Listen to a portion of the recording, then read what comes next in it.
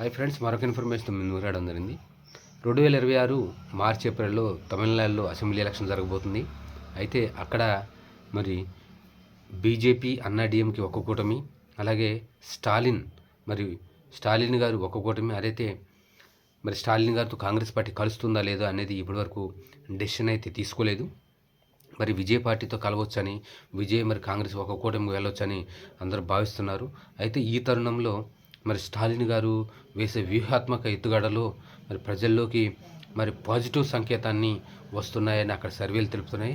అయితే మరి ఇప్పుడు జరగబోయే ఈ యొక్క తమిళనాడు అసెంబ్లీ ఎలక్షన్లో ఇప్పటికిప్పుడు జరిగినా సరే మరి డిఎంకే పార్టీనే ఖచ్చితంగా మరి లీడ్లో ఉంటుందని, ఇప్పుడు వచ్చిన 2 సర్వేల ప్రకారం కూడా దాదాపు మ్యాజిక్ ఫిగర్ కావలసిన సీట్ల కంటే 20 సీట్ల కంటే ఎక్కువే మరి డిఎంకే పార్టీకి వస్తాయని అక్కడ సర్వేలు చెప్తున్నాయి.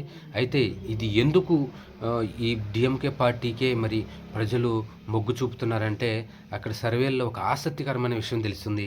ఎందుకంటే అన్నా డిఎంకే మరి ఇప్పుడు బీజేపీతో ఒప్పందం పెట్టుకున్నా కానీ రేపటి రోజున ఒకసారి అన్నా డిఎంకే గెలిచినా కానీ పెత్తనం మొత్తం బీజేపీ చేతుల్లోనే ఉంటుందని, ఇది మరి యొక్క ద్రవిడ జాతికి వారు అంగీకరించిన పరిస్థితి.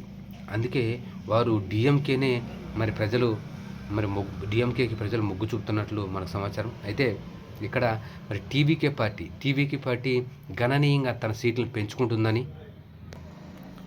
అయితే రీసెంట్గా స్టాలిన్ గారు కూడా మరి సంక్రాంతి కానుకగా మరి 3,000 రూపాయల నగదు, అలాగే పంచదార, వారికి కావాల్సిన నిత్యావసర వస్తువులు ఇవ్వడంతో మరి ప్రజల్లో మరింత పాజిటివ్నెస్ పెరిగిందని అక్కడ సర్వేలు వెల్లడించబడుతుంది. అయితే ఈ సర్వేలు మరి తన నెంబర్లు ఇంకా వెల్లడించలేదు. రాబోయే రోజుల్లో మరి 2-3 రోజుల్లో ఈ నెంబర్లను కూడా మరి వెల్లడించడం జరుగుతుందని అక్కడ సర్వేలు చెప్తున్నాయి.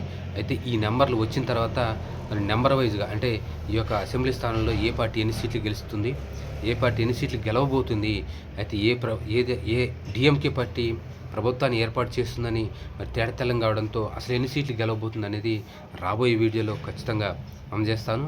Thank you.